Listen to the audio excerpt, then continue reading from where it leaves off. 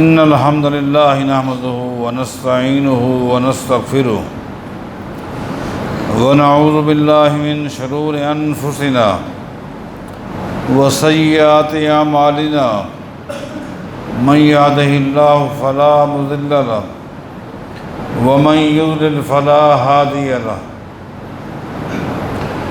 وأشهد أن لا إله إلا الله وحده لا شريك له وأشهد أن محمدًا عبده ورسوله أما بعد فإن خير الحديث كتاب الله وخير الهدي هدي محمد صلى الله عليه وسلم وشر الأمور محدثاتها وكل محدثة بدعة وكل بدعة ضلالة وكل ضلالة في النار أعوذ بالله من الشيطان الرجيم بسم الله الرحمن الرحيم اتبعوا ما أنزل إليكم من ربكم ولا تتبعوا من دونه أولياء قليلا ما تذكرون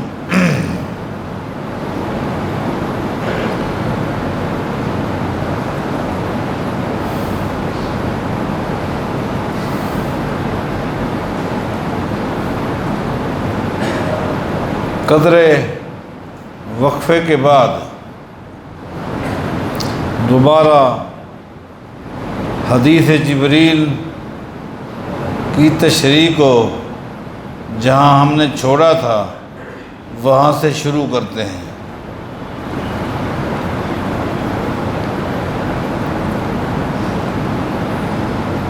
جبریل کا دوسرا سوال ایمان کے بارے تھا کہ مل ایمان ہو، ایمان کسے کہتے ہیں؟ ایمان کی تعریف میں رسول اکرم صلی اللہ علیہ وسلم نے 6 چیزیں بیان کی، ان میں سے 5ویں چیز ایمان بالآخرہ ہے، آخرت پر ایمان۔ آخرت پر ایمان کے حوالے سے بہت ساری چیزیں آپ کے سامنے بیان کر چکا ہوں۔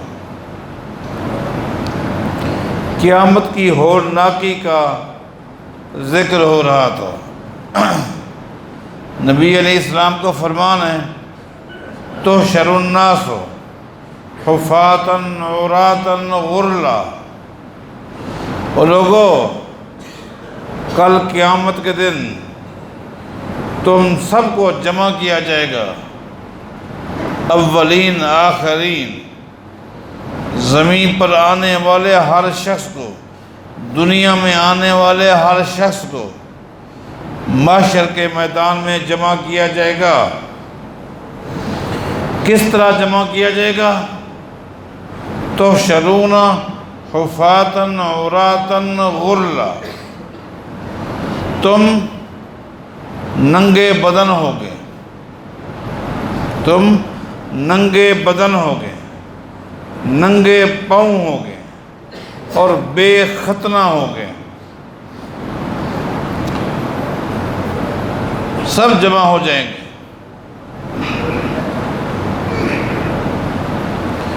یہ سورج جو آج لاکھوں میل کے فاصلے پر ہے، اس کے باوجود جب 40-45 سے اوپر ٹمپریچر جاتا ہے تو کلیجہ باہر آ جاتا ہے، ایسے لگتا ہے موت واقع ہو جائے گی۔ جبکہ یہ سورج لاکھوں میل کے فاصلے پر ہے، قیامت کی ہولناکی کا اندازہ آپ اس بات سے لگائیں کہ یہ سورج قیامت کے دن 1 میل کے فاصلے پر ہوگا۔ زمین تپ کر پیتل کی ہو جائے گی۔ اللہ، جب یہ پیتل کی ہو جائے گی اس پہ پاؤں رکھنا کیسے ہوگا؟ وہ بھی ننگا پاؤں۔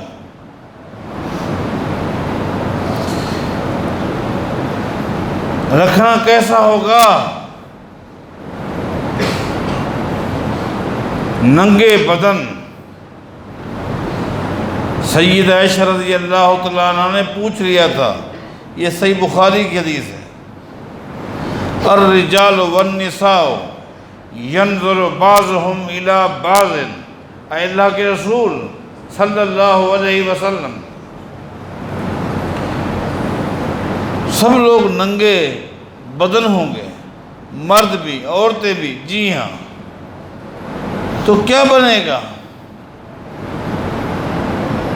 لوگ ایک دوسرے کو دیکھیں گے، بڑی عجیب حالت ہوگی۔ نبی علیہ السلام نے فرمایا تھا، الامر اشد من ان یہمہم ذالک،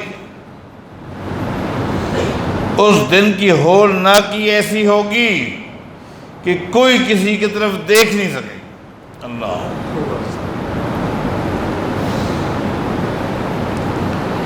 لوگوں کو اس وقت دو چیزوں کی ٹھنڈک چاہیے ہوگی، ایک بیرونی ٹھنڈک، ایک اندرونی ٹھنڈک۔ اندرونی ٹھنڈک، پاؤں جل رہے ہیں، جسم جل رہا ہے، ٹھنڈک چاہیے۔ بھوک اور پیاس کی وجہ سے اندر جل رہا ہے، بیرونی اور اندرونی ٹھنڈک کی ضرورت ہوگی۔ اور اس بات کو آج ذہن نشین کر لیں، قیامت کے میدان میں اللہ کی طرف سے ان دونوں ٹھنڈکوں کا بندوبست ہوگا۔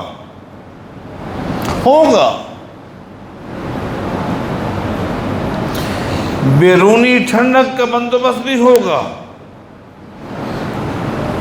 اندرونی ٹھنڈک کا بھی بندوبست ہوگا، اور یہ دونوں اہتمام اور بندوبست اللہ کی طرف سے ہوں گے۔ لیکن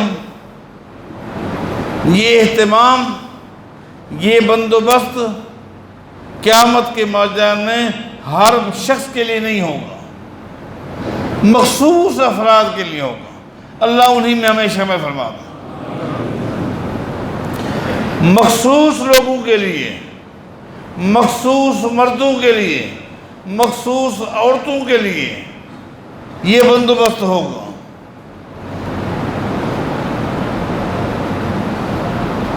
بیرونی ٹھنڈک کا اہتمام کیسا ہوگا؟ قرآن میں آتا ہے، وَيَحْمِلُ عَرْشَ رَبِّكَ فَوْقَهُمْ يَوْمَئِذٍ ثَمَانِيَةٌ، قیامت کے میدان میں اللہ کے 8 فرشتے اللہ کے عرش کو لائیں گے، اٹھا کر لائیں گے۔ یحملو، اٹھا کے لے آئیں گے۔ یحملو، حملہ یحملو، اٹھانا، کسی چیز کو اٹھانا۔ آپ غور کرنا، چونکہ یہ صرف واقعہ نہیں، آپ کو میں نے کہا تھا منہجی اعتقادی باتیں بھی ہوں گی۔ یحمل عرش ربک فوقہم یومئذ ثمانیہ، 8 فرشتے اللہ کے عرش کو اٹھا کر لائیں گے۔ دوبارہ غور کریں، اٹھا کر لائیں گے۔ یہاں ایک رد ہے ان لوگوں کا جن کو آج تک عقیدہ سمجھ نہیں آ سکا۔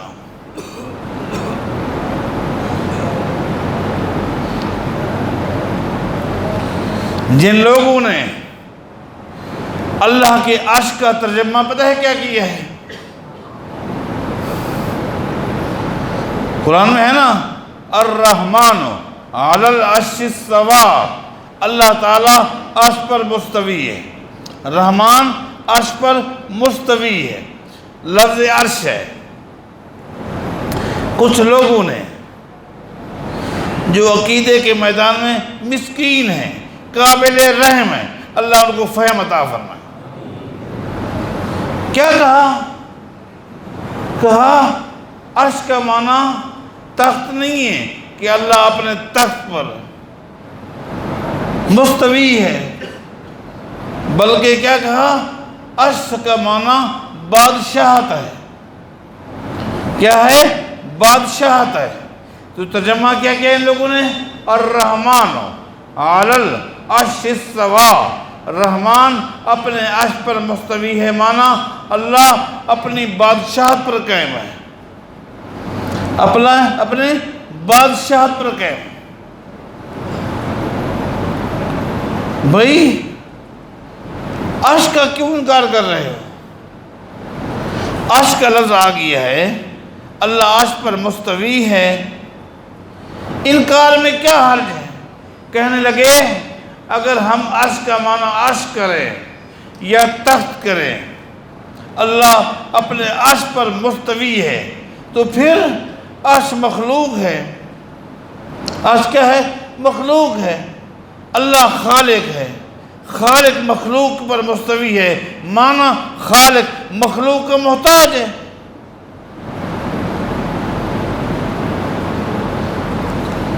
اللہ سمجھدار ہے۔ اللہ عرش کے اوپر مستوی ہے، ہم کہتے ہیں اللہ کا استواء ثابت ہے، کیفیت معلوم نہیں ہے، کیفیت معلوم نہیں۔ اللہ کا استواء کیسا ہے ہم نہیں جانتے، اور ہم کہتے ہیں، بلکہ ہم کیا، سلف صالحین نے یہی کہا، محدثین نے یہی کہا، اللہ کا عرش پر مستوی ہونا ثابت ہے، استواء کی کیفیت ثابت نہیں ہے۔ استواء کی کیفیت کے بارے سوال کرنا بدعت ہے، جو سوال کرتا ہے وہ بدعتی ہے۔ کیفیت معلوم نہیں ہے، ختم۔ اللہ تعالیٰ اپنے عرش پر کس طرح مستوی ہے؟ جس طرح اللہ کی ذات کو لائق ہے، ختم۔ جیسے اس کی ذات کو لائق ہے۔ رہا وہ مخلوق کا محتاج ہے، یہ کس نے کہا؟ یہ تعویلیں کہاں سے نکالی؟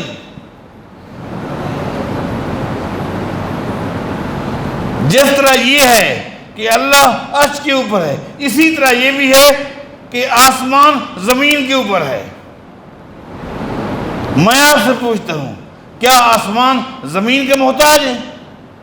محتاج ہے؟ حالانکہ آسمان زمین کے اوپر ہے۔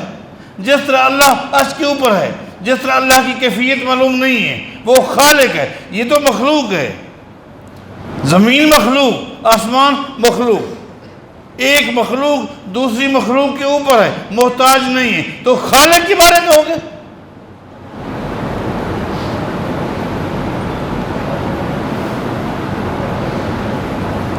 وہ عرش کے اوپر ہے جیسے آسمان زمین کے اوپر ہے؟ نہیں، ہم استواء کی کیفیت نہیں جانتے، جیسے اس کی ذات کو لائق ہے۔ اور یہ ترجمہ کرنا کہ عرش سے مراد بادشاہت ہے۔ اب آیت ترجمہ کریں، یہاں پر میں نے جو آیت پڑھی تھی، وَيَحْمِلُ عَرْشَ رَبِّكَ فَوْقَهُمْ يَوْمَئِذٍ ثَمَانِيَةٌ، قیامت کے دن 8 فرشتے اللہ کے عرش کو اٹھا کر لائیں گے۔ کیا بادشاہت اٹھانے کی چیز ہوتی ہے؟ اور بادشاہت دنیا والوں کی بھی تو ہے، بادشاہوں کو تو بھی اٹھایا جاتا ہے، ان کی بادشاہت کو اٹھایا جاتا ہے۔ ایک وزیر ہے، اس کی وزارت کو اٹھایا جاتا ہے۔ یہ ایک اٹھانے کی چیز ہے۔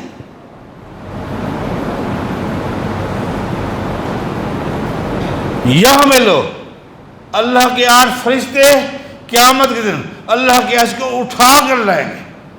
یہاں ان لوگوں کا رد ہوگی کہ اب آپ ترجمہ کریں، یہاں عرش کا ترجمہ کریں بادشاہت، کہ 8 فرشتے اللہ کی بادشاہت کو اٹھا کر لے آئیں گے، تاکہ لوگ آپ کو پکا پکا بے وقوف تو کہیں نا۔ عرش کا لفظ ہے، عرش ہے، اٹھا کر لائیں گے۔ بلکہ طبرانی کی حدیث میں نے آپ کو پہلے سنائی تھی، نبی علیہ السلام فرماتے ہیں کہ لوگوں، آج مجھے اللہ نے اجازت دی ہے، آج مجھے اللہ نے اجازت دی ہے کہ میں ان 8 فرشتوں کو تعارف بھی کراؤں، جو اٹھا کر لیں گے۔ ان کی جسامت کیا ہے؟ میرے پیغمبر نے فرمایا ان کی جسامت یہ ہے، ان 8 فرشتوں میں سے ہر فرشتے کا سر عرش کے ساتھ ہے اور پاؤں 7ویں زمین پر ہے، 7ویں زمین پر ہے۔ میرے پیغمبر نے فرمایا تھا کہ ان کے کندھے، ان فرشتوں کے کندھے اور کان، یہ کان کے درمیان کا فاصلہ 70 سال کا ہے، اور 70 سال بھی پرندے کا لفظ ہے۔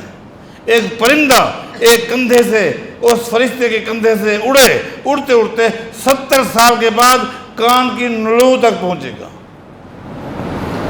یہ فرشتے ہیں، اٹھا کر لیں گے۔ آگے کیا ہے قرآن میں؟ آگے نکتہ، یہ ساری منہجی باتیں ہیں۔ وَجَاءَ رَبُّكَ وَالْمَلَكُ صَفًّا صَفًّا،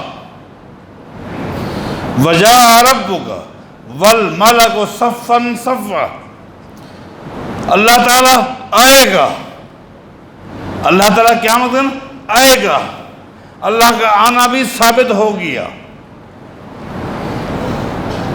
رد ہے ان لوگوں کا، اللہ کا آنا ثابت ہو گیا قرآن سے۔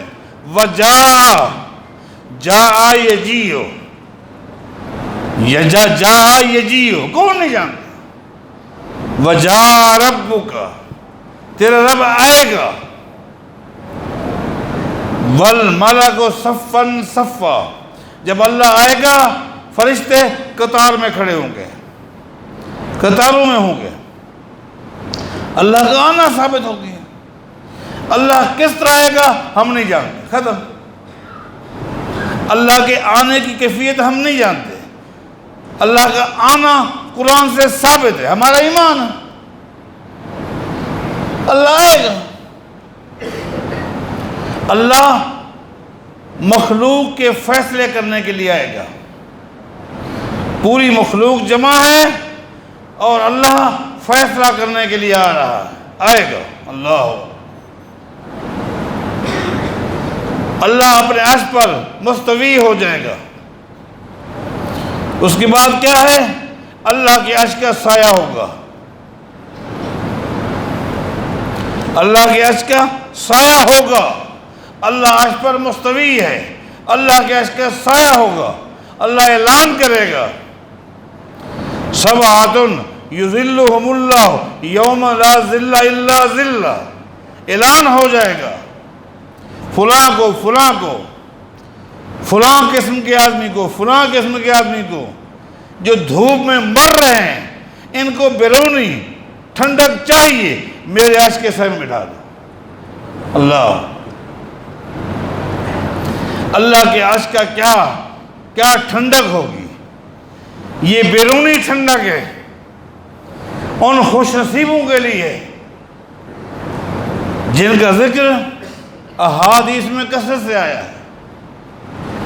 امام عادل وشاب نشأ فی عبادت اللہ تعالی ورجل قلبہ معلق بالمساجد ورجلان تحابا فی اللہ اجتمعا علیہ وتفرقا علیہ ورجل دعته امرأة ذات منصب و جمال فقال انی اخاف اللہ ورجل تصدق بصدقة فاخفاها حتى لا تعلم شماله ما تنفق بيمينه ورجل ذکر اللہ خالیا ففاضت عیناہ، یہ بخاری کی حدیث ہے۔ عدل و انصاف سے حکومت کرنے والا حکمران، جوانی اللہ کے راستے میں خرچ کر دینے والا، سب سے زیادہ اللہ کے گھر مسجد سے محبت کرنے والا، آپس میں دوستی ہے اللہ کی خاطر، ناراضگی ہے اللہ کے لیے، برائی کی دعوت ملی لیکن اللہ کا خوف کھاتے ہوئے دعوت کو ٹھکرا دینے والا، دائیں ہاتھ سے خرچ کرنے والا، بائیں کو پتہ نہ چلے، رات کی تاریکی میں آنسو بہانے والا اللہ کو راضی کرنے کے لیے، یہ خوش نصیب وہ لوگ ہیں جن کو بیرونی ٹھنڈک مل رہی ہے، اللہ کے عرش کے سائے میں بٹھا دیا جائے، سبحان، یہ بیرونی ٹھنڈک ہے اللہ کی طرف سے۔ ہم میں سے ہر شخص اپنے ضمیر میں، گریبان میں جھانک کے اس لسٹ میں ہمارا نام آ سکتا ہے یا نہیں؟ بندوبست کیجئے، دعا کیجئے، کوشش کیجئے۔ اور اندرونی ٹھنڈک کے لیے قیامت کے میدان میں حوض کوثر ہے، سبحان اللہ، یہ اندرونی ٹھنڈک ہے، سبحان اللہ، یہ بندوبست بھی اللہ کی طرف سے ہے۔ حوض کوثر، انا آتیناک الکوثر، یہ کوثر ہے جس کا تعارف میرے پیغمبر نے یوں فرمایا کہ یہ ایک تالاب ہے، یہ ایک تالاب ہے، صحیح مسلم کی حدیث ہے، اس تالاب میں دو پرنالے بہہ رہے ہیں، دو پرنالے بہہ رہے ہیں، دو پرنالوں کے ذریعے اس تالاب میں پانی جمع ہو رہا ہے، پرنالے، قیامت دن بھی یہ دو پرنالے ہوں گے، پانی آ رہا ہوگا، اور یہ دونوں پرنالے میرے پیغمبر نے فرمایا جنت سے آ رہے ہیں۔ اللہ، یہ دونوں پرنالے جنت سے آ رہے ہیں، اس تالاب میں پانی جمع ہو رہا ہے۔ اس پرنالے کے بارے میرے پیغمبر نے فرمایا مسیرت شہرن، اس تالاب، اس چشمے کی لمبائی 1 مہینے کی مسافت کے برابر ہے، 1 مہینے کی مسافت۔ کوئی شخص گھوڑے پر سوار ہو کر چلتا رہے 1 مہینہ کے بعد کہاں پہنچے گا؟ یہ اس چشمے کی چوڑائی ہے۔ آگے فرمایا طولہ کا عرضہ کا طولہ، کہ فرمایا اس چشمے کی جتنا لمبائی ہے اتنا ہی چوڑائی ہے۔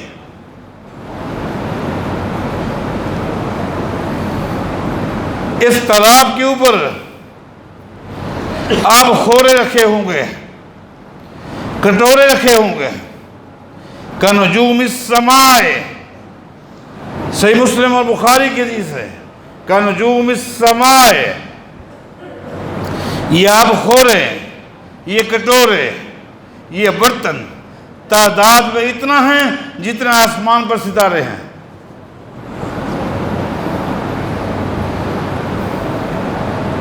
اس پانی کا تعارف میرے پیغمبر نے یوں فرمایا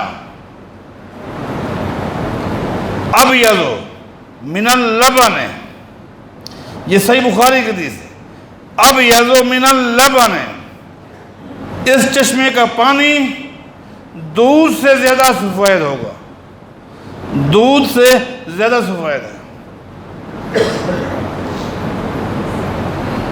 احلا من العسل، شہد سے زیادہ اس میں مٹھاس ہے۔ لیکن یہاں مسئلہ ہے کہ جب شہد سے زیادہ مٹھاس ہے تو کون پیے گا؟ چونکہ ہم تو شہد نہیں پی سکتے، اتنی میٹھی ہوتی ہے۔ لیکن آگے فرمایا سنو، اطیب من المسک، اس کا ذائقہ ایسا ہوگا، ایسا ذائقہ دنیا میں کسی نے دیکھا نہیں ہوگا، اس کی خوشبو ایسی ہوگی، ایسی خوشبو دنیا میں کسی نے سونگھی نہیں ہوگی۔ اللہ،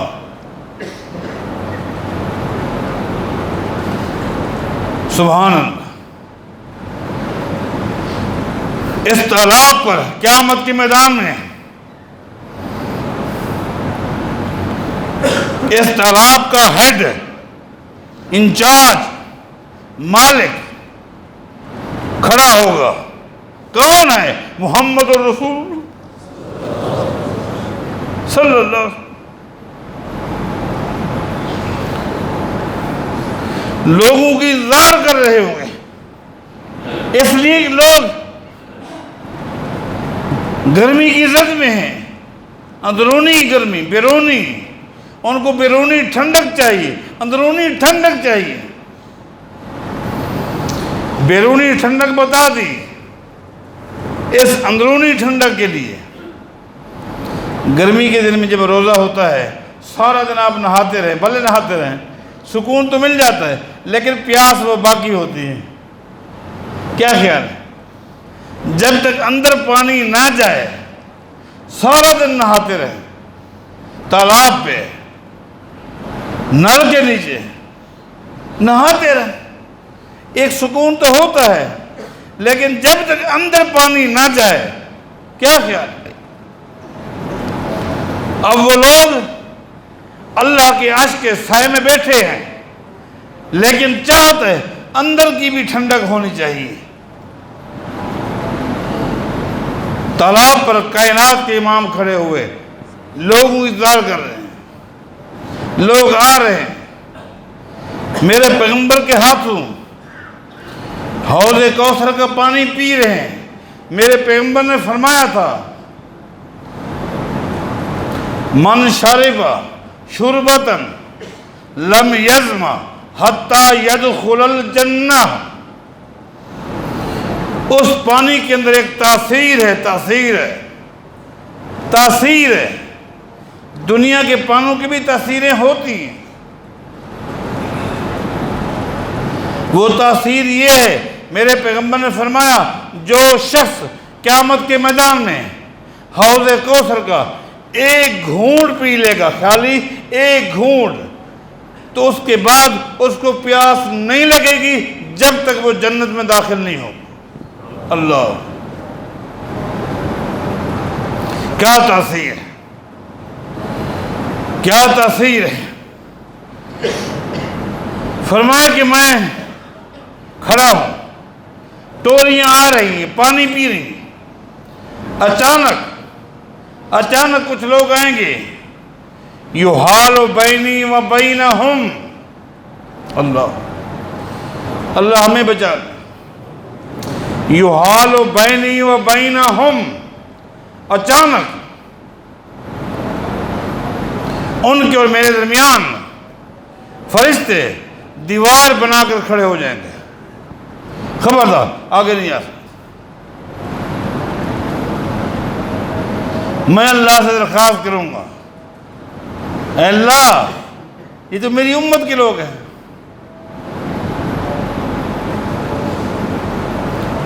پاؤں، ہاتھ، وضو کے نشان ہیں، میری امت کے لوگ ہیں، اے اللہ یہ کیا ہو گیا؟ اعلان ہوگا، اِنَّكَ لَا تَدْرِي مَا أَحْدَثُوا بَعْدَكَ۔ اے میرے پیغمبر اس میں کوئی شک نہیں، کلمہ تو یہ تیرا پڑھنے والے تھے، دعویٰ ان کا یہی تھا جس کا اظہار آپ کر رہے ہیں کہ یہ آپ کی امتی ہیں، لیکن اِنَّكَ لَا تَدْرِي مَا أَحْدَثُوا بَعْدَكَ، آپ تو دنیا کی زندگی پوری کر کے چلے گئے، آپ کے جانے کے بعد اور قیامت کے قائم ہونے سے پہلے دنیا میں یہ آتے رہے اور کیا کرتے رہے آپ کو پتہ نہیں۔ انہوں نے وہ بدعات کی، احدثو، آپ کے جانے کے بعد یہ آتے رہے، دعویٰ یہی کرتے رہے جس کا آپ اقرار کر رہے ہیں، نشانیاں ہیں ہاتھوں پر بھی، پاؤں پر بھی، نمازیں بھی پڑھتے تھے، باوضو رہتے تھے، جیسا آپ کہہ رہے ہیں نشانیاں ہی ہے، لیکن ما احدثوا بعدک، آپ کے بعد زمین پر کیا بدعات انہوں نے اختیار کی، بدعات، دین کا ستیہ ناش کیا، ایسی بدعات کہ دین کا حلیہ بگاڑ کے رکھ دیا،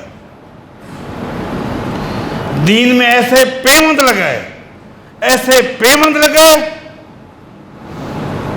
اصل نظر نہیں آتا تھا۔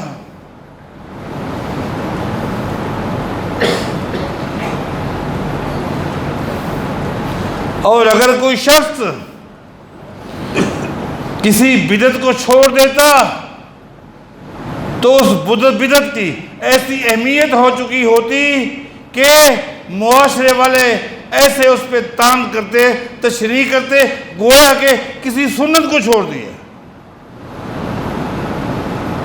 بدعت کا معاملہ یہاں تک پہنچ گیا تھا۔ یہ وہ لوگ ہیں بدعت، اللہ، میں حیران ہوں۔ ایک عظیم تابعی کی مجھے بات یاد آ گئی، ابو ادریس خولانی رحمہ اللہ۔ وہ فرمایا کرتے تھے اگر کسی مسجد کو آگ لگ جائے، میں سامنے کھڑا ہوں، کسی مسجد کو آگ لگ جائے اور لا استطیع اطفاءها، میرے اندر ہمت نہ ہو آگ بجھانے کی، میں اپنی آنکھوں سے دیکھ رہا ہوں مسجد جل رہی ہے، راکھ ہو رہی ہے، مجھے کتنا دکھ ہوگا، کتنا تکلیف ہوگی۔ میرے سامنے مسجد کو آگ لگ گئی، آگ مسجد راکھ بن گئی، مجھے دکھ ہوگا، تکلیف ہوگی۔ فرماتے ہیں لیکن مجھے اتنا دکھ نہیں ہوگا، اتنا دکھ نہیں ہوگا جتنا مجھے دکھ ہوتا ہے اس وقت جب میں کسی بدعت کو دیکھتا ہوں جس کو مٹانے کی میرے اندر ہمت نہیں ہوتی۔ کیوں؟ اس لیے مسجد جل جانے کے بعد بن جائے گی،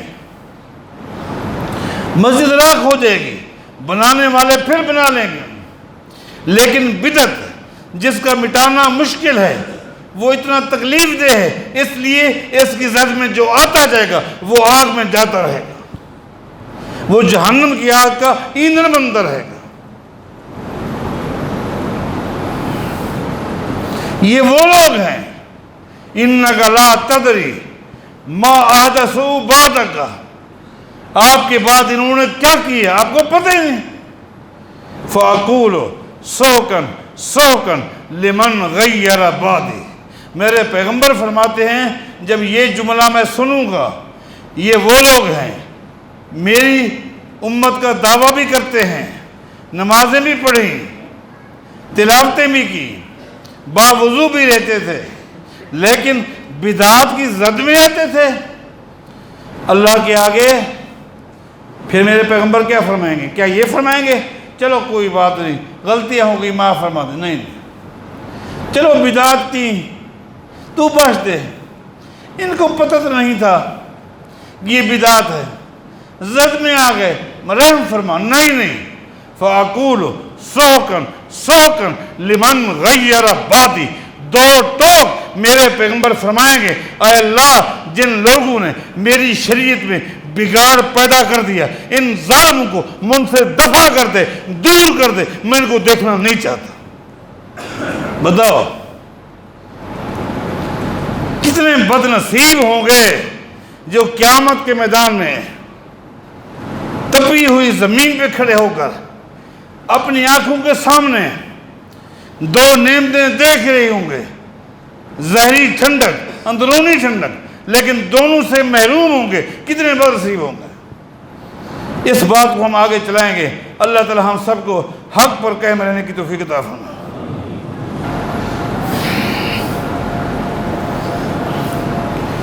ان الحمد للہ نحمده ونستعینه ونستغفره ونعوذ باللہ من شرور انفسنا وسیئات اعمالنا، من یهده اللہ فلا مضل له ومن یضلل فلا هادی له، واشهد ان لا الہ الا اللہ وحدہ لا شریک له، واشهد ان محمدا عبدہ ورسولہ، اما بعد فان خیر الحدیث کتاب اللہ، وخیر الہدی ہدی محمد صلی اللہ علیہ وسلم، وشر الامور محدثاتها وکل محدثۃ بدعہ وکل بدعۃ ضلالہ وکل ضلالۃ فی النار۔ اے اللہ تو ہم پہ رحم فرما، اے اللہ تو ہمیں معاف فرما، اے اللہ تو ہم سب سے راضی ہو جا، اے اللہ یہ تیرے بندے، یہ تیری بندیاں، یہ تیرے گھر میں، تیرے سامنے، تیرے حضور تیرے آگے دست پر دعا ہیں، اے اللہ تو ہم پہ رحم فرما، اے اللہ تو ہم سے راضی ہو جا،